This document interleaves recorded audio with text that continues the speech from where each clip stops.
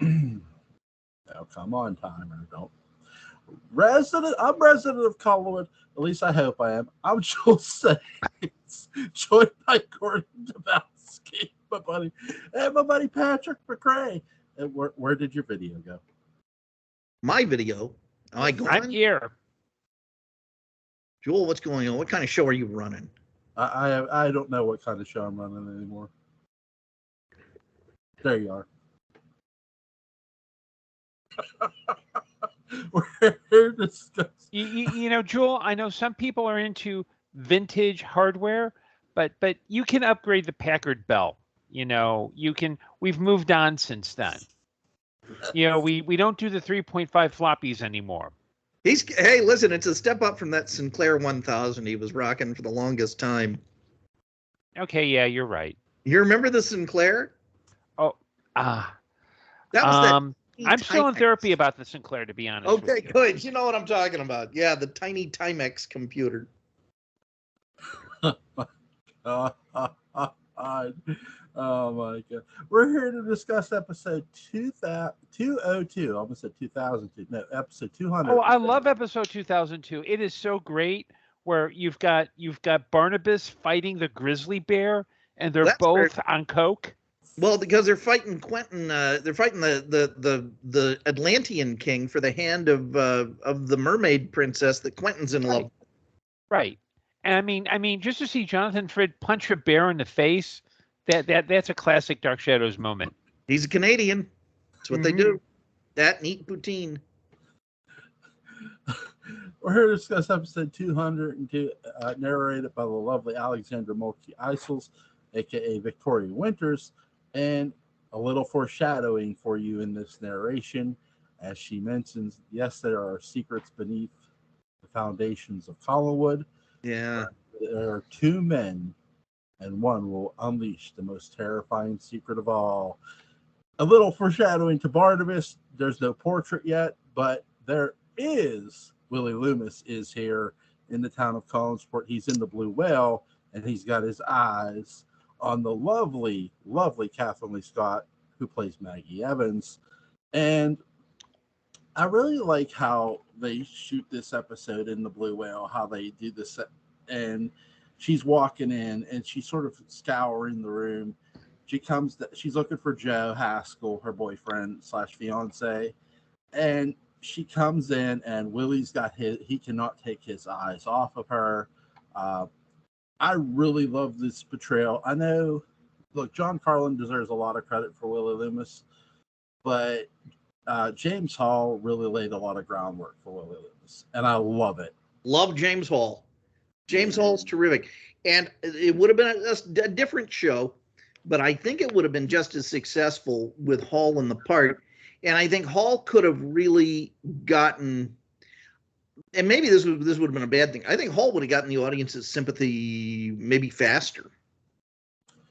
Yeah, what do you think, Gordon? Well, how polite would you like me to be? Not. I kind of thought he was flat. I mean, I think in kind of helping lay the groundwork, and I don't know if it was a case of Carlin hadn't been hired yet or there was like a scheduling issue. I could see where, I could see where, okay, he's the guy in, he does some work, but later in that scene, Joe Haskell comes and he's like, hey, I'm here.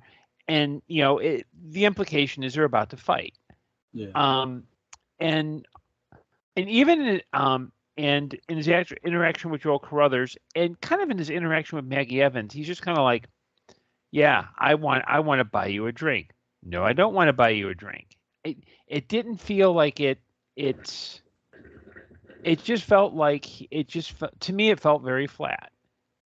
And it may be that I'm holding him up in opposition to Carlin, who I think could play the sleaze and the getting under your skin much better.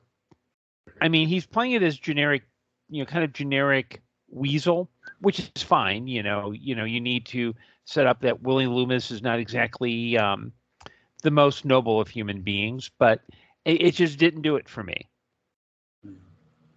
They are setting up in a lot of ways. Willie Loomis is not your most noblest of human beings. When he goes, I'd like to buy that woman a drink, and Bob the bartender goes there with the drink. The drink comes right back, and he I love what he does here because it's very edgy in a sense. He goes, if I wanted, you're supposed to just give it to her, not ask her.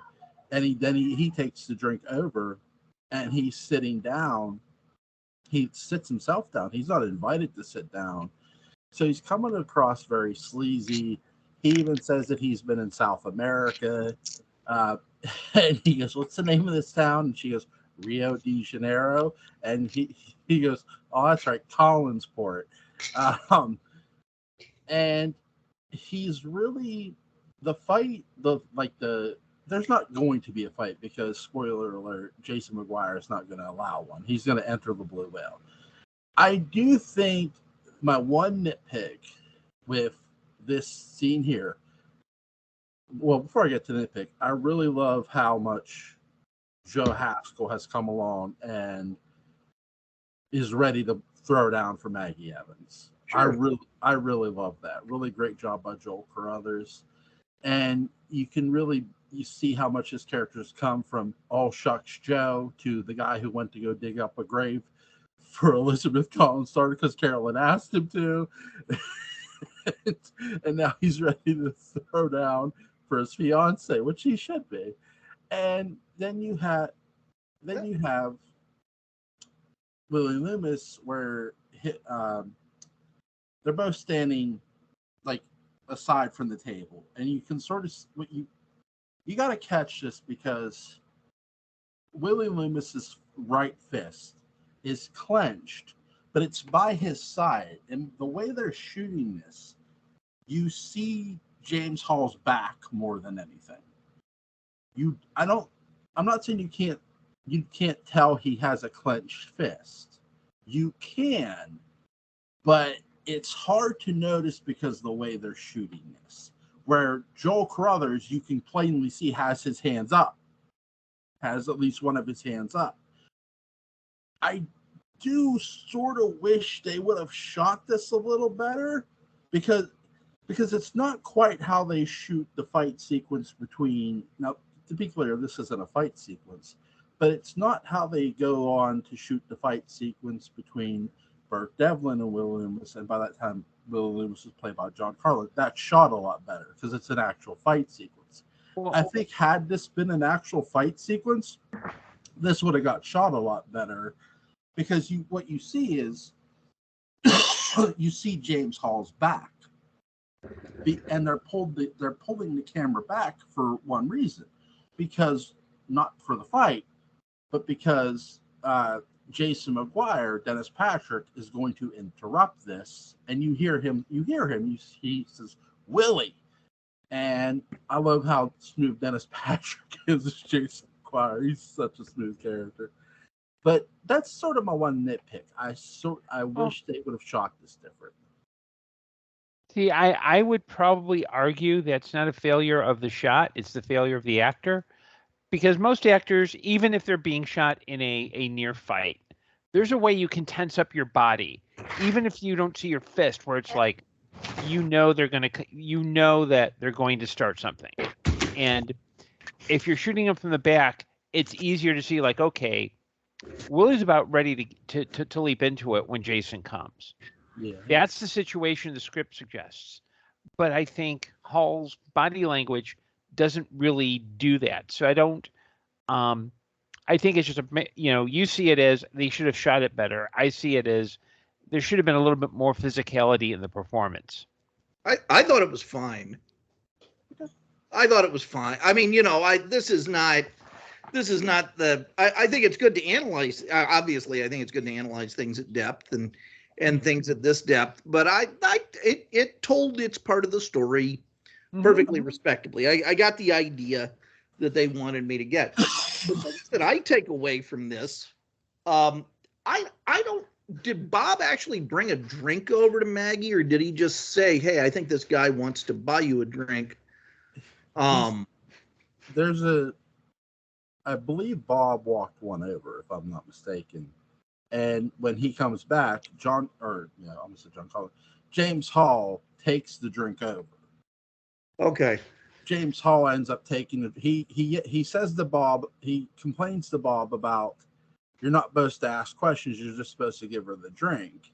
And James Hall, Willie Loomis, takes the drink over, and he's not sitting down right away. He's talking to her, and then he slowly sits down, and she didn't tell him to sit down. She didn't invite him over. She didn't invite him to sit down.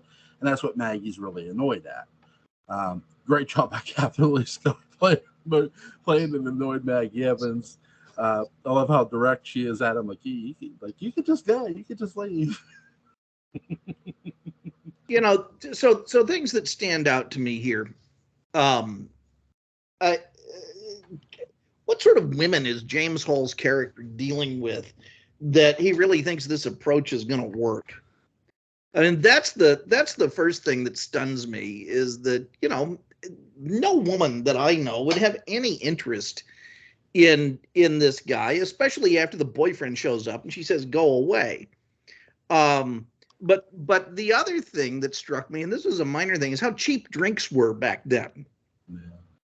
The Jason McGuire, who does want to give the illusion of wealth, but he doesn't have a lot, is buying an entire round for the bar. And I remember when drinks were that cheap. Not anymore.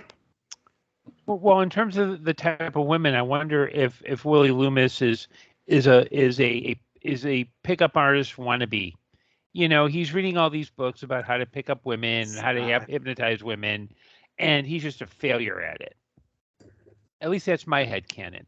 But I also think the one thing I will say about the scene with Jason and Willie, you can kind of see some seeds as to why Willie becomes Barnabas's thrall later on, because he's kind of he doesn't really have, in certain situations he's like all tough and blunder, but Jason can kind of whip him into shape.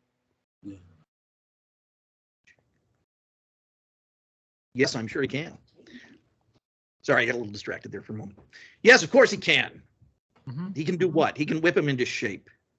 Yeah, kind of push him around. I mean, I know the episode ends with Willie saying, "Oh, you said I could come, but I could tell at some point McGuire's just going to rip him a new one in 203."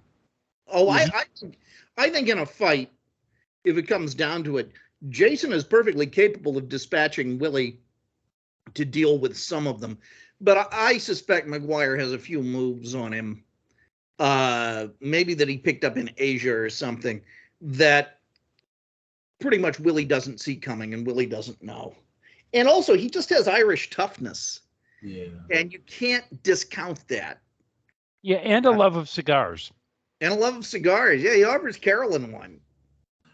I've always walked away with thinking that Jason and Paul didn't meet as thieves, that they met, that because they're a lot more disciplined than what Willie is. I always walked away with that they may have met in the Irish Republican Army, that they were in the army together. See, I'd like to think that they were more like in kind of the same heist crew, kind of an Ocean's 11 deal, or like a leverage deal, where Paul is kind of the mastermind wannabe, and Jason McGuire is kind of the con artist wannabe, or grinder. Yeah. Right. And then Willie is like, oh, okay, they're going to be shooting. Yeah, let's throw Willie out. Let's see if he'll catch the bullets. Yeah. Dark Shadows really should have done a heist. I think had. They do. They do. It's practically an Ocean's 11 moment. It's where Stokes has to keep Nicholas Blair talking for long enough at that dinner at Barnabas's, that Barnabas can sneak off to Stokes's house and kind of look around, and that's the closest they came to it, because they almost have an Ocean's 11 like discussion at like a card table in the old house that they set up. I expect to see an overhead shot of them all putting their hands down, like one on top of the other. That's Stokes's 3. before I give my point about Willie and Jason, can I send you guys a story I wrote about a heist? You must. Okay. It's called Heist of Haddonfield. It's a Halloween story. So Jason and Willie, the thing I walk away with, there's a reason I picked this episode. He talked about Willie with women. Because he mentions he was in South America, I take away the kind of women Willie was used to. And what does Barnabas tells him to go in a later episode? Willie was used to dealing with prostitutes. That's the kind of women he was used to dealing with. Oh, I thought you meant like, those. Well, never mind. Anyway. That's with the people in the middle is what you're trying to say, Patrick. Well, I was thinking more. I'm not going to use that phrase. Not too much to explain. Mm-hmm. Well, and the reason I say this is because he's not used to women who talk back to him or who who get away with getting sassy with him. I don't think he's a woman abuser, but I do think he's a womanizer. And he's somebody who also, he knows how to, what Jason values most in him is his dishonesty. They even talk about it at the bar. Willie is somebody who, he was more of a pickpocket thief than a con artist. Jason's more your con artist. Who's more of a smooth talker. He knows how to talk his way into something and out of something. Willie is more your pickpocket thief who will pick your pocket and leave and hope you just didn't notice. Is he an expert at it? That remains to be seen or, done. We don't really see Willie pickpocket in this episode. I do sort of wish we would have got that. But I really love James Hall and Dennis Patrick's chemistry. They were really well together. I love how he's just telling me, you got to wait. You got to be patient. And this is where you sort of see Dennis Patrick is the veteran of, Jason McGuire is the veteran of the two. He's used to conning and thieving, where Willie is not so patient at all. We're given the indication that he's been patient with Jason, but he doesn't want to be patient anymore, which in turn is going to lead to his decision to stray from Jason to pull off his own heist. Also, the fight with Burt Devlin is going to sort of reinforce that as well. That's going to come later on. But not in this episode, but in later episodes. And you're right. You're right about Jason McGuire confronting Willie about showing up it doesn't happen in this episode, but I also watched the next episode and it does happen there. Willie's big flaw, I think, is that he lacks patience. He lacks the patience to pull off the big cons that Jason's talking about. He can only go after what's right in front of him. And in a lot of cases, it's not to his benefit. So I think that's a lot of what's going on. And what does he learn from Barnabas? He has to learn infinite patience because he has to guard this guy's coffin in the day and then serve him at night. When the hell does he get to sleep? He doesn't. What did you guys and by the way, we get Nancy Barrett in this episode as well. She's asking Jason about her father, Paul. And we get great monologues in there. Yeah. Mm-hmm. What did you guys think of Nancy Barrett and Dennis Patrick's chemistry together here? It was terrific. It was the first older male figure that we've seen her deal with who is properly avuncular, which means uncle-like. Mm-hmm. And really, I think this is the relationship she always wanted with Roger and never got when he wasn't busy calling her kitten. Yeah, and it's also nice too because there's when Jason's talking about the whole, oh yeah, your father had a smile that everyone could see. Part of me thought that some part of it was legit, but part of me was also like, and it's not a criticism, but it's like I kind of felt maybe he was feeding her a bit of a line. Oh, totally. He's being completely manipulative. And he can be manipulative by telling the truth. Mm-hmm. It's just the way he tells it with, the Irish lilt and the gleam in his eye and so on and so forth. This is the sort of thing, I think anyone in Carolyn's situation would want to hear. Mm-hmm. I think the most truth we get out of Jason really about Paul is the wedding, the reveal where Jason is revealing how greedy Paul Stoddard really was. That Paul wanted more of the money, but Jason goes, I told him it was too much to take. I do believe that.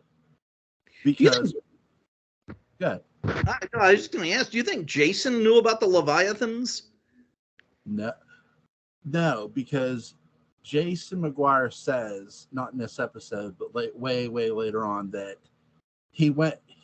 Paul went missing in Hong Kong. Paul was supposed to meet, and he could never find him.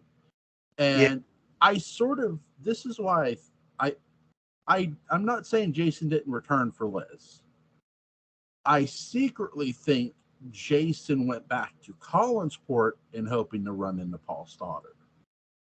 Jason McGuire would have led some weird, like papally assigned cabal to fight the Leviathans. As a good Catholic, he would have been horrified at the thought of the Leviathans, and he would have worked to take them down. Yeah. What did you see? I have a different opinion.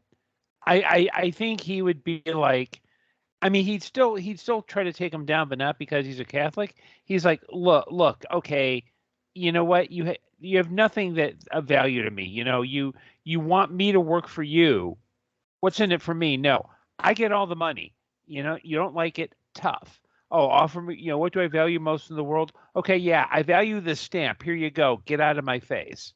So he'd still do the same thing, but I think McGuire has a much stronger sense of what's in it for me.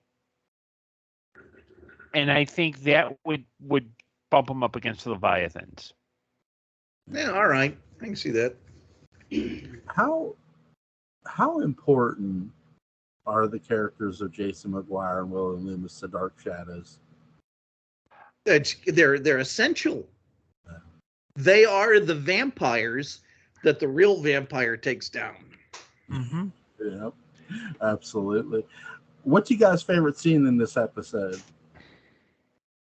Oh gosh, they're all good. I like the scene that Jason has with Carolyn, and I really like the stuff that Joe Haskell has with Willie at the bar, at the table. I think that's also just fraught with tension. I want to see him go at it. I want to see a throwdown. Mm-hmm. Yeah, I'd have to say the Paul Carolyn scene, especially when Paul's talking about with the cigar, how it's like, well, the tobacco is from Manila, which is in the Philippines, and the wrapper is from Sumatra, and it's such a wondrous blend. Makes me want to go out and buy a cigar, but yeah.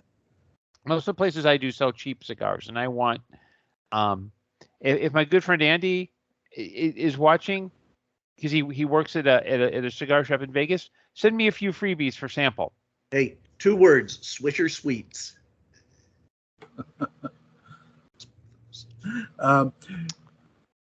My favorite scene: James Hall, Willie Loomis walking in the Collinwood with his duffel bag. He looks like a complete bum, and I love him for it. Just imagine if Roger had been home. That would not have flown. That would not have lasted. A sea tramp. Roger would have threw him out on his. Remember in Fresh Prince of Bel-Air where Uncle Phil would throw out Jazz? You guys remember that? Vividly. That would be Roger throwing out Willie. It would be. You could probably. Roger rarely threw out a Willie. You could probably re-edit these episodes and turn it into a sitcom featuring Roger Collins as a guy who he's got to deal with all these weird things. Like he's got this weird cousin who lives in the old house who never comes out in the day. His significant other's this strange kind of red-haired woman who's always crying a lot. He's dealing with his son. His niece is kind of like, gets involved with some curly-haired dude in a sheepskin jacket. And then Buzz Hackett before that. Yeah. And then Right. Frankenstein's monster. It never ends. His weird brother-in-law shows up. How underrated is Buzz? Like, seriously. He could have been a permanent character. But Buzz made Dark Shadows. You're not exaggerating, because the series really opens up. That's one of the first times that really the series says, hey, you thought these were the rules? No, we don't care about rules. We care about ratings. And it shows that Countsport is not just this, like, it's not like your typical soap opera town. It's not just a fishing town. It's not just a it also helps ground. He also helps ground the series, because you're dealing with a vampire moving in, and when you look at that initial black and white run up until, and I would say just until you start getting into 1795, you can tell they pretty much. I Am Legend by Richard Matheson was their Bible. It's very procedural, very much, very straightforward, relatively straightforward. And Buzz is like it's not just this crazy vampire thing. It's like, Carolyn's out with this biker, and but no, Buzz is the character find of Dark Shadows. And Mark B. Perry, if you're watching, you need to bring back Buzz. You need to bring him back. Make him the elder, make him Carolyn's husband, maybe he's now an accountant or something. Yes. Buzz would have made mincemeat out of Harry Johnson. Oh, it would have been like a five. It would have been two hits: Buzz hitting Harry and Harry hitting the ground. Harry Johnson is down. 1000%. Oh my God, Buzz is the man for sure. Is there anything you guys want to add about this episode? I am sated. I think it's a pretty good kickoff for the whole vampire arc, because it's, you've got this new guy in town. He has a relationship with one of the then current characters, and you can see where within like 2 weeks, we know Barnabas is coming. This episode is really interesting because the first main cast character Willie interacts with is who? Maggie, who's Barnabas end up kidnapping. Maggie, because she looks like I've always found that fascinating. It's just really, really cool. But so Sunday is going to be our next pick'em episode. It is Patrick's turn to pick an episode for Sunday. Are you asking me to pick an episode? And then well, wait. Do you want to pick an episode, or do you want to do a milestone episode? Let's do a milestone. Okay. Mm-hmm. So we'll do episode 100 Sunday night at 11. Is that good, guys? Mm-hmm. They make the pen interesting. Yes, I swear to God. No, I do think the pen is one of the most underrated things. It's mightier than the sword. It is. Tomorrow night, the whole wide world, Patrick McCray, Gordon Dymowski, Butch Rosenbaum, myself, we will be here tomorrow night with bells on, and that's probably going to be the only thing we have on. Anyway,